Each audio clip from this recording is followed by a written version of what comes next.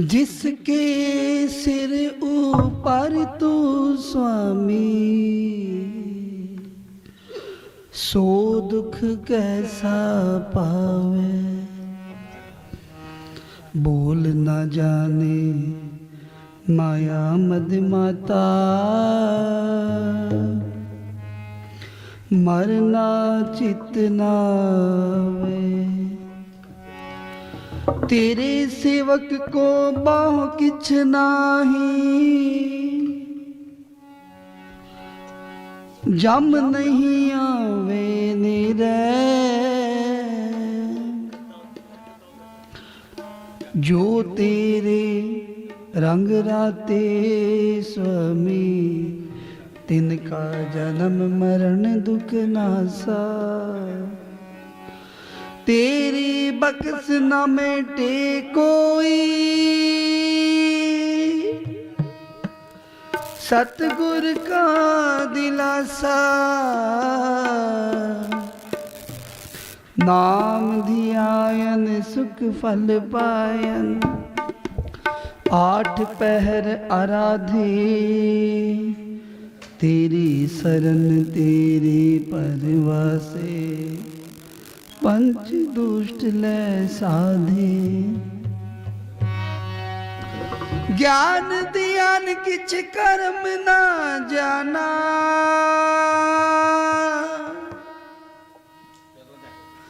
सार न जाना तेरी। सब ते वड्डा सतगुरु नानक, जिन कल राखी मेरी। ज्ञान ध्यान किछ कर्म ना जाना, सार न जाना तेरी। सब ते वड्डा सतगुरु नानक, जिन कल राखी मेरी। पिता श्री गुरु नानक देव जी महाराज एक नगर में पहुंचे। नगर में आए, भाई मर्दाने को कहा कि भाई मर्दानिया, सामने एक झोपड़ी है, झोपड़ी में हमारा एक गुरसिख रहता है, कहो गुरु नानक जी आए हैं। मर्दाने ने देखा टूटी फूटी झोपड़ी है, गरीब परिवार है। सुनेहा दिया कि गुरु नानक जी आए हैं। जब गुरु नानक जी के आने का सुना, पूरा परिवार गुरु नानक जी के आगे होकर लेने आया। आगे होकर गुरु नानक जी के चरण परसे और अपनी टूटी फूटी झोपड़ी में जो एक चारपाई थी, चारपाई पर बिठाया धन श्री गुरु नानक देव जी महाराज को। आखो सतनाम श्री वाहिगुरु। दर्शन देखत ही सुध की ना सुध रही, बुध की ना बुध रही। मत में ना मत है, ऐसे प्रत्यक्ष गुरु नानक जी के दर्शन, ना सुध ना बुध। पूरा परिवार गुरु नानक जी के दर्शन करन सार ही बड़ा विस्माद हुआ। पूरा परिवार गुरु नानक जी के चरणों मर बैठ गया। अद्धी रात है, पिन्नी रैनड़िए चमकण तारे, जागे संत जना मेरे राम प्यारे।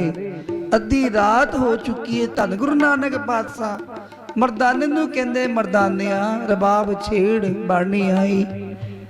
गुरु नानक पातशाह उस निरंकार की सुरत में जुड़ गए। पूरी रात कीर्तन हुआ, पूरी रात कीर्तन में जुड़े पिता गुरु नानक पातशाह। जदों सवेरे हुई ना, परिवार ने प्रसादा पानी धन श्री गुरु नानक देव जी महाराज को परसा भोजन छकाया। और जब जाने लगे ना, गुरु नानक जी थोड़ा दूर ही गए हैं, मर्दाने को बोलते कि जिस रात हमने झोपड़ी में कीर्तन किया ना, जिस गुरसिक के हम अभी कीर्तन करके आए हैं, जा उनकी 4 जो चौपड़ी के बांस है गिराकर आ जा। आखो सतनाम श्री वाहिगुरू।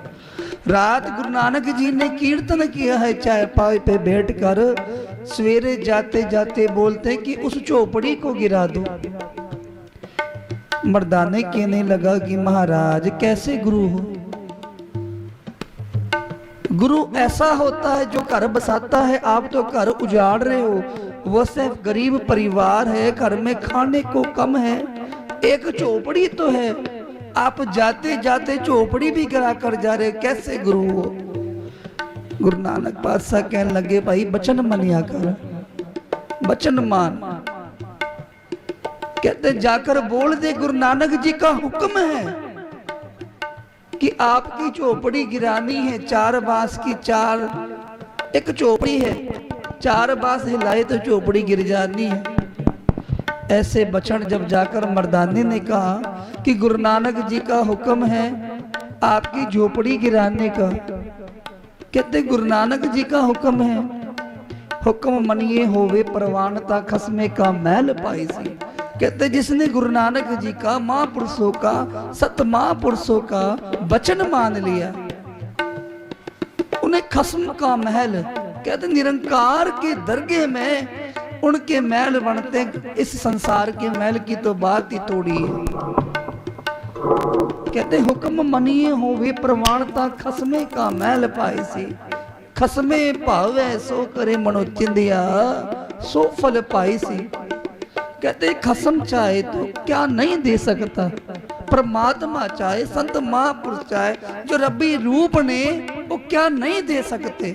संसारिक चीजें तो बहुत छोटी चीज है, ये तो कहते रिद्ध सिद्ध सब भगता चरनी लागी, कि जो रिद्धियां हैं सिद्धियां हैं ये तो भगत के महापुरुष के चरणों में आके गिर पैती है।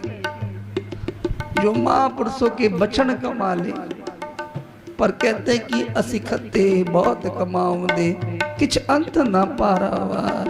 हर कृपा करके बख्श लियो महाराज, असी भुल्लनहार है, भुल्लनहार कहूं को मोसो। मेर करो तन ते मो जाए, भुल्लनहार कहूं को मोसो। कि साडे ते वड्डा कोई भुल्लनहार नहीं, असी गुनेगार ने।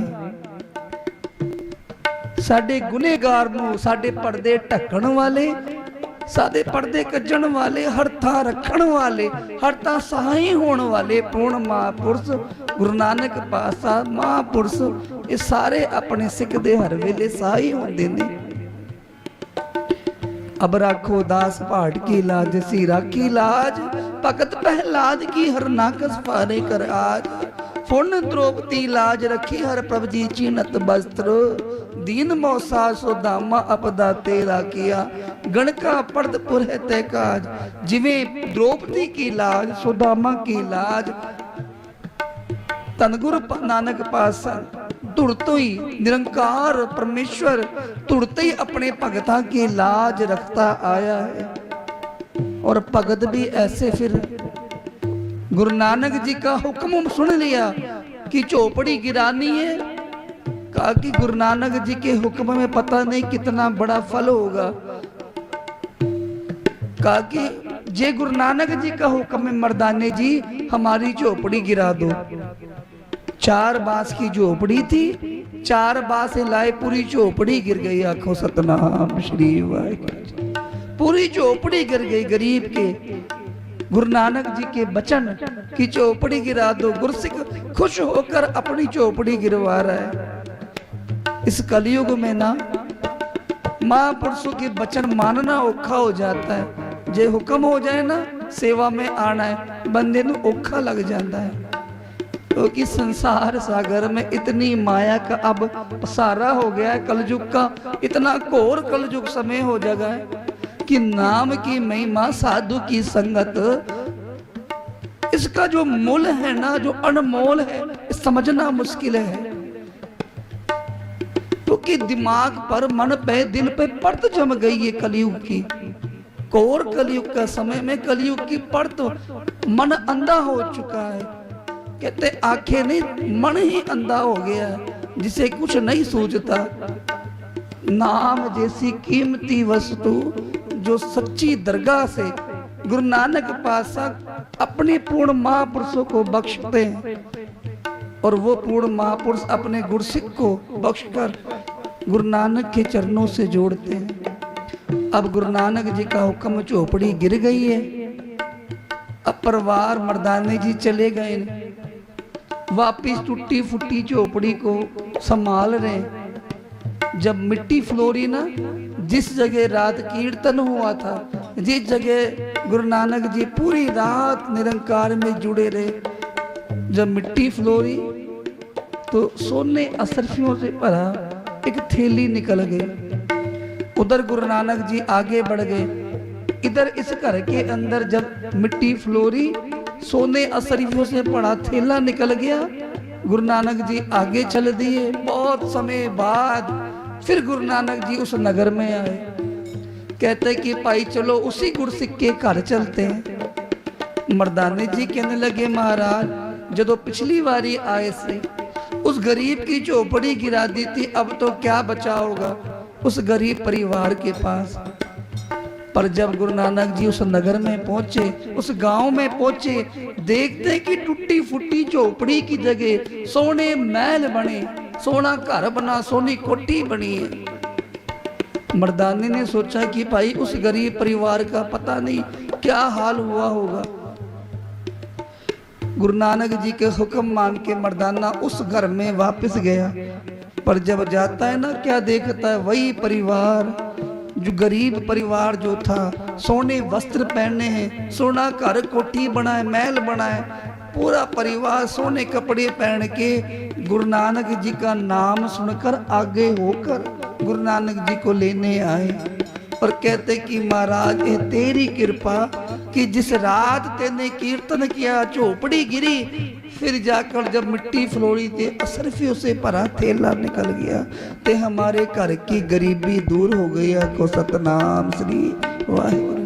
ऐसे गुरु नानक की बाणी, ऐसे महापुरुषों की भी रहन सवाइयां होती हैं। जो एक रात भी हाजिरी भर लेना, एक रात भी गुरु नानक के चरणों में जुड़ जाए, पता नहीं कितने जन्मों की गरीबी मिट जाती है। पर मन करके, तन करके, मन तन धन धन सौंप गुरु को, सारा कुछ गुरु को अर्पण करके एक चित्त एक मन होकर गुरु चरणालाल जब जुड़ जाइए, ये नहीं कि अद्धा मन की पता नहीं कहाँ आ गए, किस जगह आ गए।